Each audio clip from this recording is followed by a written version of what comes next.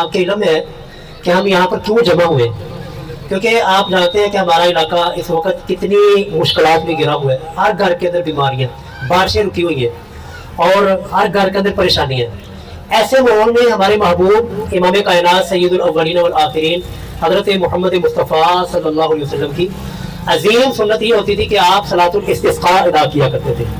آج ہم اپنا وقت نکال کر، کام چھوڑ کر، اپنا گھر بار چھوڑ کر اس کھلے میدان کے اندر آ کر اسی مقصد کے لیے یہاں پر جمع ہیں.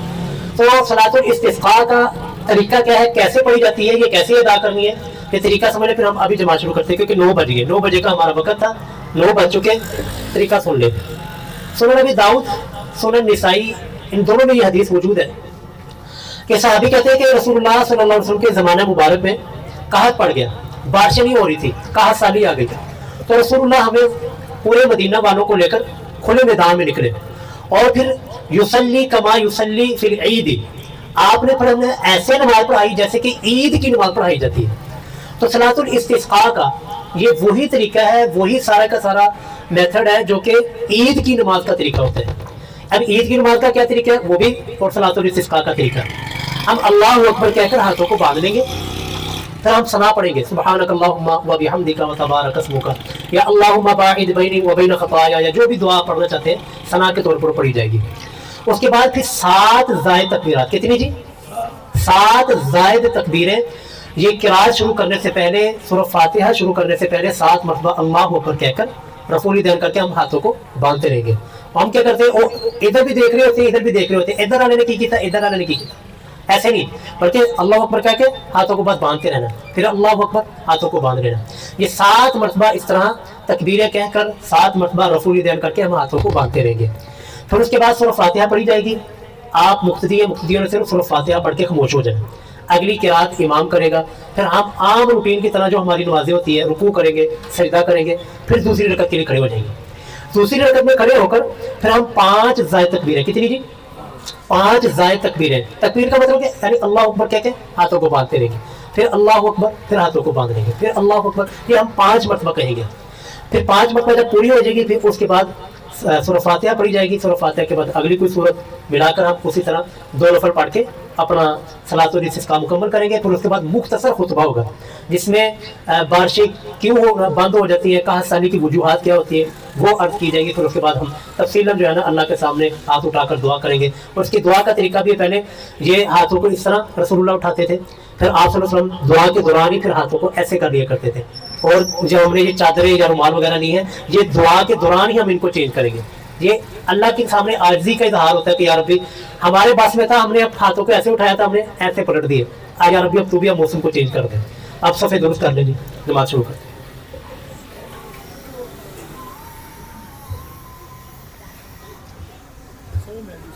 ہاں جی، میں دوسرا ہاں جی وہ بھی دے دیں، یہ بھی چلتا رہے نا.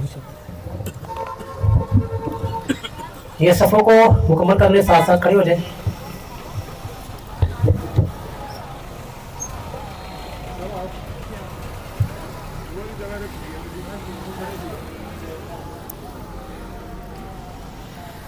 یہ اگلی صفوں کو پہلے مکمل کر لیں.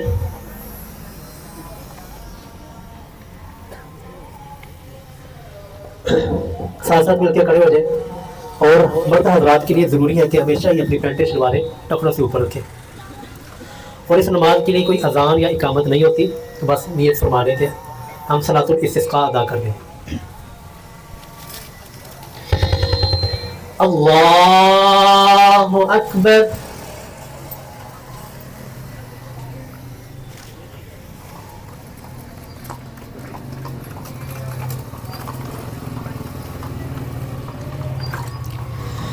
اللہ اکبر. اللہ اکبر. اللہ اکبر. اللہ اکبر. اللہ اکبر. اللہ اکبر. اللہ اکبر. بسم الله الرحمن الرحيم. الحمد لله رب العالمين الرحمن الرحيم مالك يوم الدين إياك نعبد وإياك نستعين اهدنا الصراط المستقيم صراط الذين أنعمت عليهم غير المغضوب عليهم ولا الضالين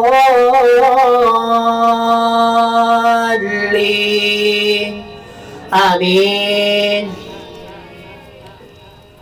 بسم الله الرحمن الرحيم.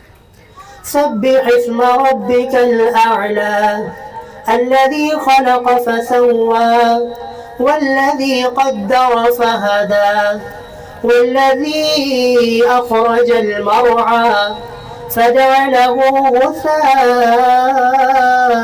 أحوى سنقرئك فلا تنسى إلا ما شاء الله إنه يعلم الجهر وما يخفى ونيسرك لليسرى فذكر إن نفعت الذكرى سيذكر من يخشى ويتجنبها الأشقى الذي يصلى النار الكبرى ثم لا يموت فيها ولا يحيا قد أفلح من تزكى وذكر اسم ربه فصلى بل تؤثرون الحياة الدنيا والآخرة خير وأبقى إن هذا لفي الصحف الأولى صحف إبراهيم وموسى. الله أكبر.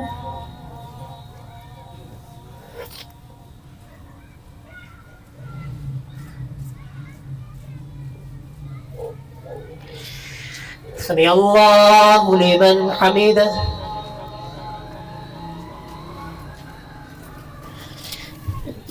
الله أكبر.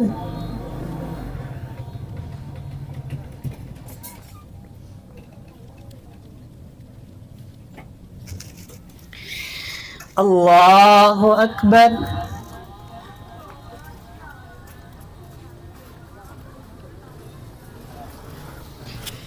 الله أكبر.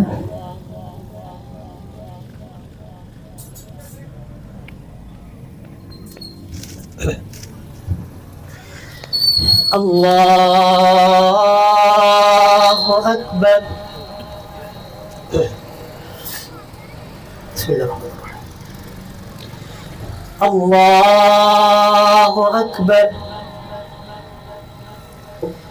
الله أكبر. الله أكبر. الله أكبر. الله أكبر. بسم الله الرحمن الرحيم. الحمد لله رب العالمين الرحمن الرحيم مالك يوم الدين إياك نعبد وإياك نستعين اهدنا الصراط المستقيم صراط الذين أنعمت عليهم غير المغضوب عليهم ولا الضالين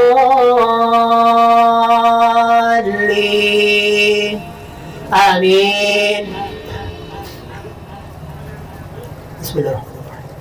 هل أتاك حديث الغاشية وجوه يومئذ خاشعة عاملة ناصبة تصلى نارا حامية تسقى من عين آنية ليس لهم طعام إلا من ضريع لا يسمن ولا يغني من جوع وجوه يومئذ ناعمة لسعيها راضية في جنة عالية لا تسمع فيها لاغية فيها عين جارية فيها سرر مرفوعة وأكواب موضوعة ونمارق مصفوفة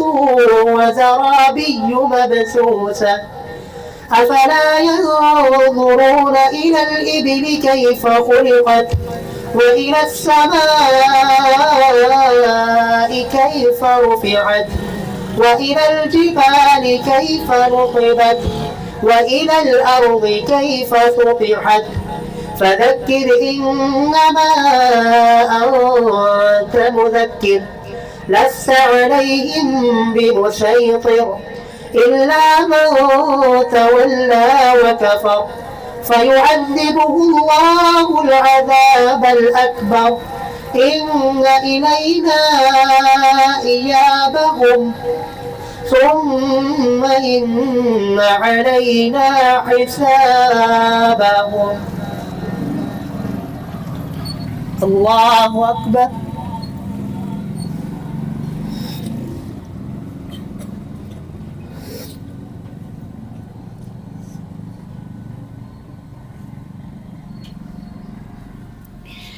سمع الله لمن حمده.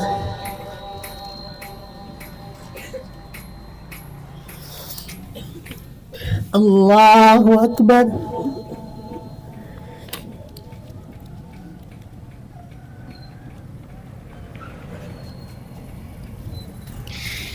الله أكبر.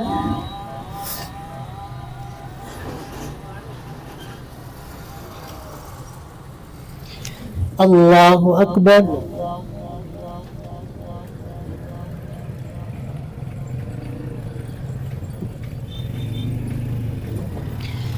الله أكبر.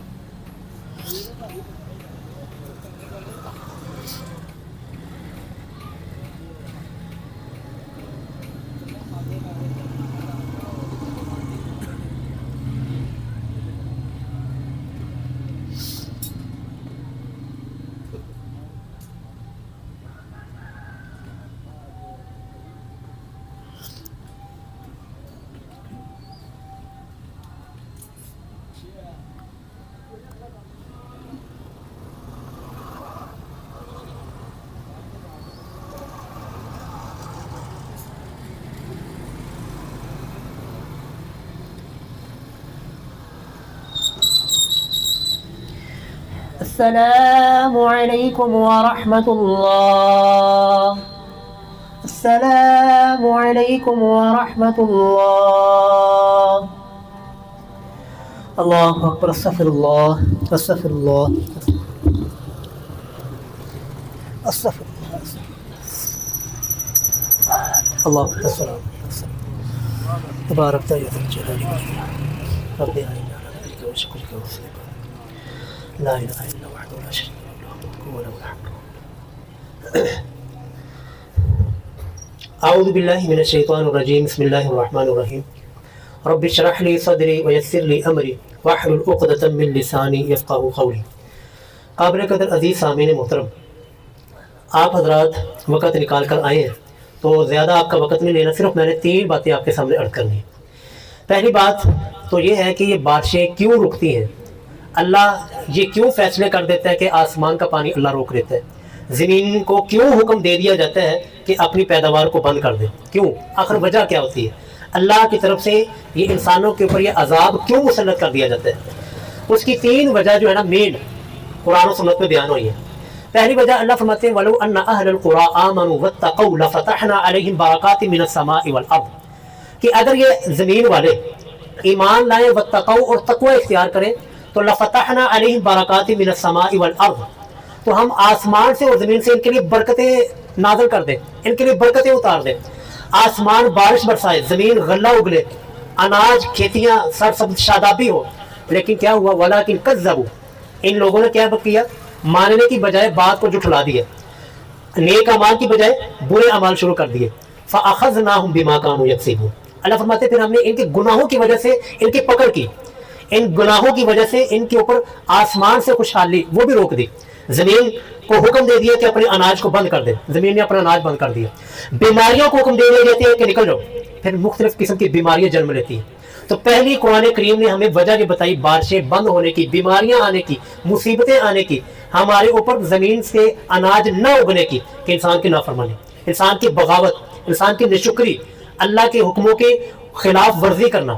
اور دوسری وجہ حدیث میں سنن نبی داؤد کی حدیث ہے کہ رسول اللہ صلی اللہ علیہ وسلم نے ارشاد فرمایا کہ وَلَمْ يَمْنَعُوا الزَّكَاةَ کہ جو بھی قوم جو ہے وہ زکوٰۃ روک لیتی ہے، زکوٰۃ ادا نہیں کرتی، آج یہ میری گارنٹی ہے، یہ ہمارے فیصلہ آباد 24 گھنٹہ گھر کے اندر جتنے ہمارے مالدار بیٹھے تاجر بیٹھے، اگر یہ صرف زکوٰۃ نکالنی شروع کر دے تو جو جی صرف زکوٰۃ نکالنی شروع کر دے تو ہمارے فیصلہ آباد کی غربت ختم ہو جائے۔ ان کو پتہ ہی نہیں ہے کہ یار زکوٰۃ بھی کسی فریضے کا نام ہے، دینا تو بہت دور کی بات ہے، لوگوں کو پتہ ہی نہیں ہے کہ زکوٰۃ اسلام کے اندر کتنی اہمیت کا عمل ہے۔ تو رسول اللہ نے فرمایا جو قوم زکوٰۃ روک لیتی ہے، زکوٰۃ ادا نہیں کرتی، تو کیا ہوتا ہے جی اللہ تعالیٰ پھر آسمان سے بارشوں کو روک لیتا ہے، پھر بارشیں ہونا بند ہو جاتی ہے، بارشیں اترنا بند ہو جاتی ہے۔ وَلَوْلَا الْبَهَائِمُ اگر جانور نہ ہو تو وَلَمْ يُمْطَرُوا ان کو بارشیں دی ہی نہ جائے۔ ہمارے اوپر جو کرم ہو رہا ہے رب کا یہ صرف جانوروں کی وجہ سے، حشرات الارض کی وجہ سے، اللہ کی باقی مخلوقات کی وجہ سے ہو رہا ہے، ورنہ ہمارے مسلمان زکوٰۃ کو چھوڑی بیٹھے۔ تیسری وجہ جی جو قرآن نے حدیث نے اللہ کے نبی نے ہمیں بتائی ہے کہ بارشیں ہونا کیوں بند ہو جاتی ہے، کیوں آسمان سے پانی اترنا بند ہو جاتا ہے۔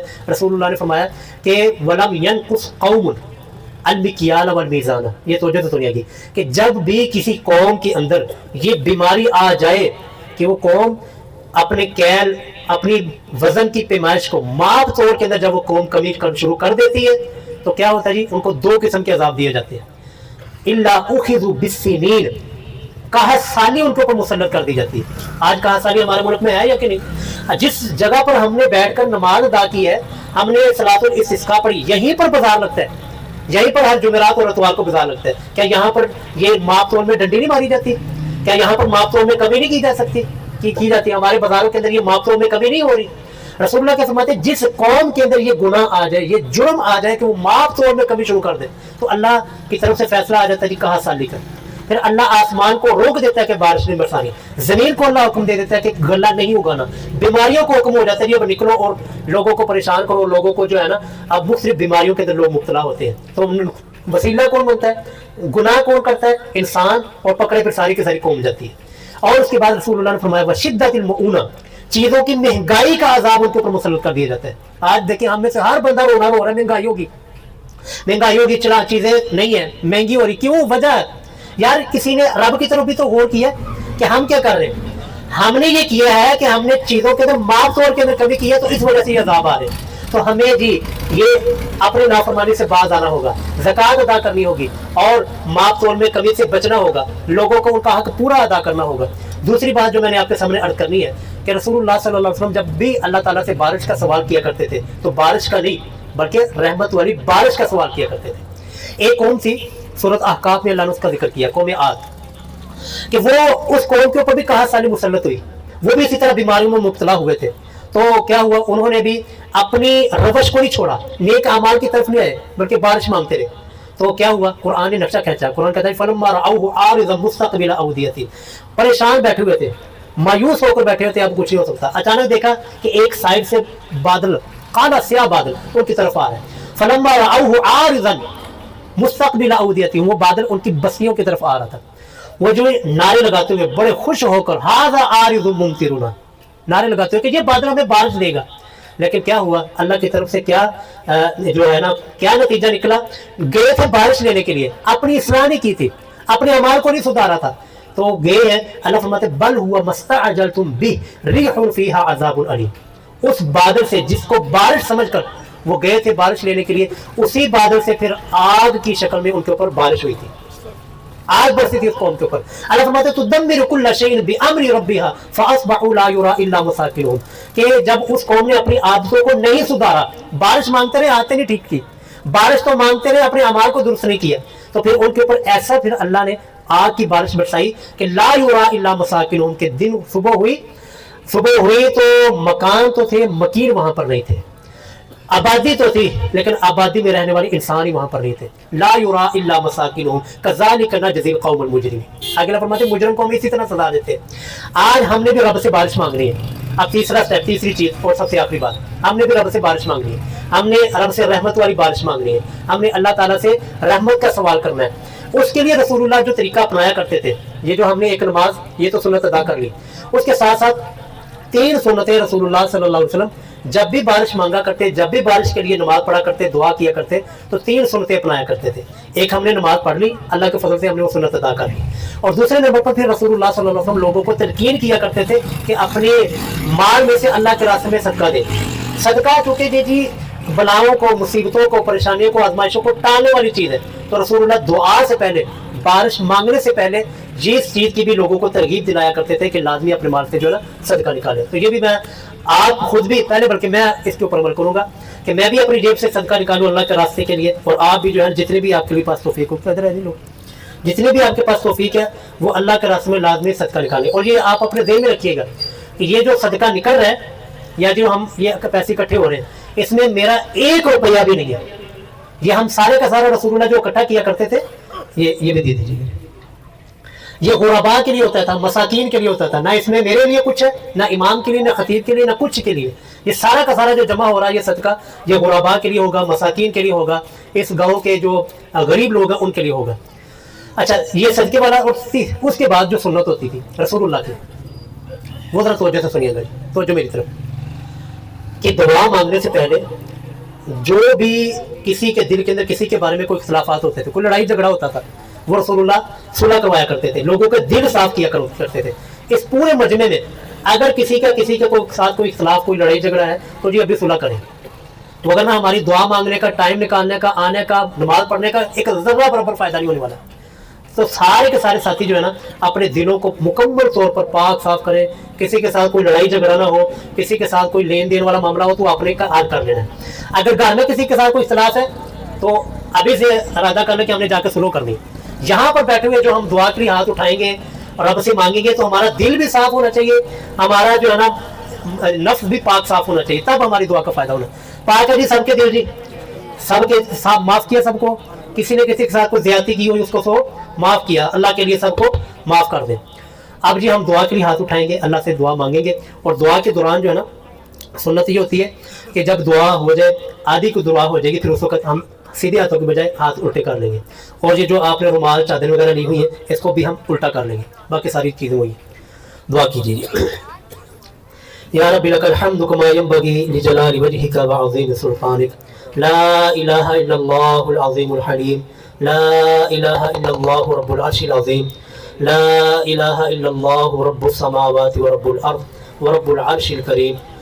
اللهم إنا نسألك بأننا نشهد بأنك أنت الله لا إله إلا أنت الأحد الصمد الذي لم يلد ولم يولد ولم يكن له كفوا أحد۔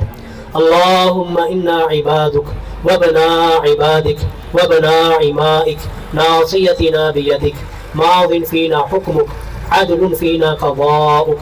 اللهم إنا نسألك بكل اسم هو لك سميت به نفسك أو أنزلته في كتابك أو علمته أحدا من خلقك أو استأثرت به في علم الغيب عندك، اللهم أن تجعل القرآن ربيع قلوبنا ونور صدورنا وجلاء حزوننا وذهاب همومنا، اللهم صل على محمد وعلى آل محمد كما صليت على إبراهيم وعلى آل إبراهيم إنك حميد مجيد، اللهم بارك على محمد وعلى آل محمد كما باركت على إبراهيم وعلى آل إبراهيم إنك حميد مجيد۔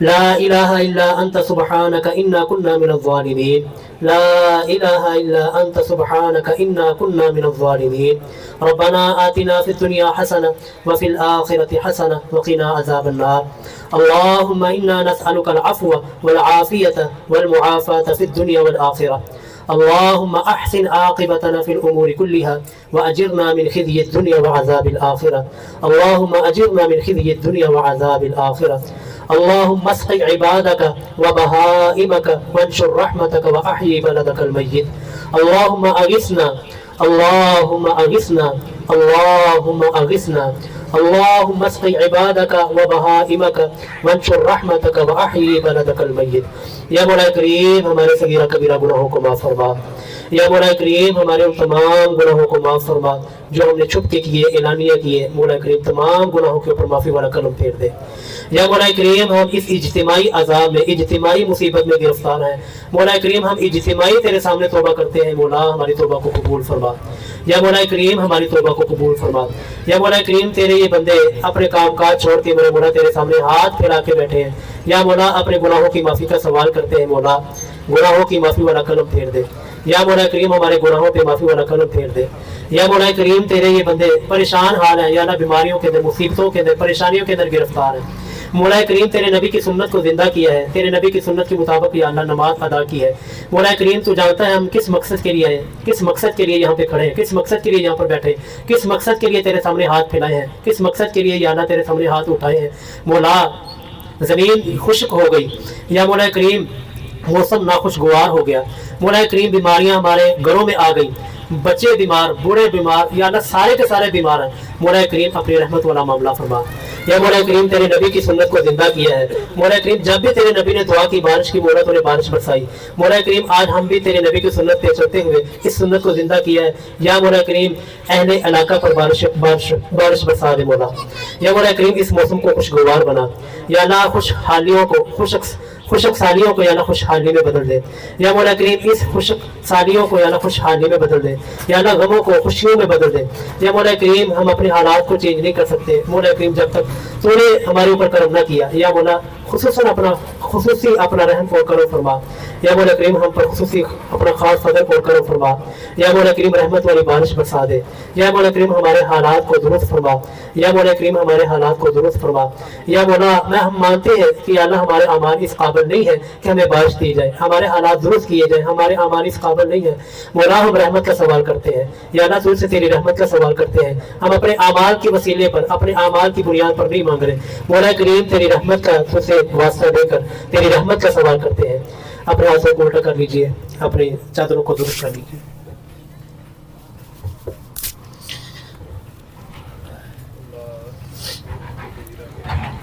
یا مولا کریم تیرے نبی کی سنت کے مطابق ہم نے اپنے ہاتھوں کو الٹا کر لیا اپنی چادروں کو الٹا کر لیا یا مولا کریم یہ موسموں کے اوپر تو حال یا اللہ بادشاہت تیری ہے یا اللہ موسموں کے اوپر تو حکومت یا اللہ تیری ہے اے اللہ ان موسموں کو بھی یا اللہ الٹا کر دے یا اللہ ان موسموں کو بھی تبدیل کر دے یا اللہ جو ہمارے حق میں تھا جو ہمارے اختیار میں تھا ہم نے اپنے ہاتھوں کو چینج کیا اپنی چادروں کو بدل دیا مولا کریم اس کائنات کے اوپر حکومت اور بادشاہت تیری ہے مولا اس کائنات کے اوپر زور اور حکم تو یا اللہ تیرا چلتا ہے یا مولا کریم ہمارے لیے اس موسم کو بھی تبدیل کر دے یا اللہ ہماری تقدیر کو بھی چینج کر دے یا اللہ اس موسم کو بھی ہمارے لیے تبدیل کر دے یا مولا کریم رحمت والی بارش برسا دے مولا کریم ہم میں سے کسی کو بھی محروم نہ فرما